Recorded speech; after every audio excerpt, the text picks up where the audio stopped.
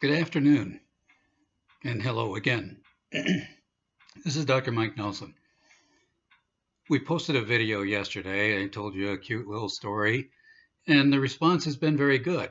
So we'll do it again. Now, I also thank you for your comments, which said that the first one started out a little slow, and so we'll cut right to the chase. I got my sweater on today because it's a little chilly in here. I got some windows open. You should too. Change the air. Don't breathe the same air all the time. And just because it says shelter in place doesn't mean you shouldn't step outside once in a while. As my mother used to say, get outside and get the stink blown off of you. Now today, we're going to talk about my buddy Glen. Now Glen was a good old boy. Where I practiced in rural Wisconsin, there were good old boys and then there's good old boys. And Glen was one of the good old boys.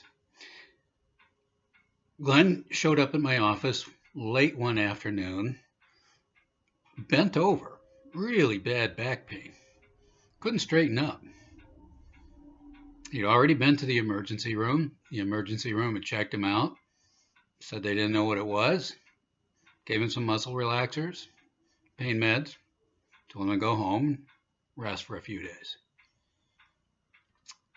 So he immediately came to my office instead. Now, my office is one of those ones where it's the what do you got to lose office. When things aren't going very well, or if you're not getting any answers where you want to get them, people will usually say, well, go see Dr. Nelson. What do you got to lose? So Glen showed up in my office. Now, I'd seen Glen a few times before. One time when he crashed his three-wheeler and broke some ribs. And one time when he run his snowmobile into a tree, broke his collarbone. So I knew Glen, and I knew what to expect, I guess. So I started out usually asking the usual questions. Have you had any falls or accidents? No. Haven't run into any trees lately? No, Doc. How about, did you lift anything that was too heavy, like maybe a couple days ago, so you don't really recall it? No, Doc. Get along with your wife pretty well? Yeah. How's work? Pretty good. I can't be out of work with this. I understand. Now, I was pretty sure that if he'd had any real problems at the hospital, they would have checked it out. His pain was all down on his left side in the back. Now, you can have referred pain in that area, and some of them can be quite serious, and some of them can be just muscular. The serious ones are serious, like diverticulitis, where you can get a perforation. It can progress very rapidly. Infection mounts. It's as bad as a burst appendix, and it can be fatal. But I knew he'd been to the emergency room, and I knew that they would have checked to see whether his white cell count was up, and if it was, they would have treated him, but they didn't.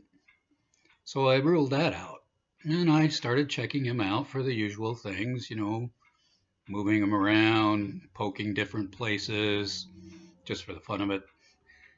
And everything checked out. I couldn't find anything, and I told him so. I said, but obviously you're in a lot of pain, so I'm going to take an x-ray. He said that was okay with him. So I took a couple of x-rays, and when they came up, I took a look at them. And then I had to look again. And at first I was surprised, and then I was a little upset with the guy. The entire area was completely full of shotgun pellets. Now, normally, if somebody shoots me, I'm probably going to remember it. So I went in and I talked to Glen. I thought you told me you hadn't had any accidents. Well, I didn't, Doc. I thought you told me that nothing recently had happened. No, yeah, I didn't know. I said, well, why didn't you tell me somebody shot you? Well, geez, Doc, I don't, I think I'd remember that. Well, yeah, no kidding. So I took him in and said, what do you think? We bent over and, wow. He said, what do you think those are? It's birdshot. It's probably number 8 birdshot. And a lot of it, dozens. And he looked some more and he goes, well, I don't know, Doc. I have been eating a lot of squirrel lately. You just can't make this stuff up, folks.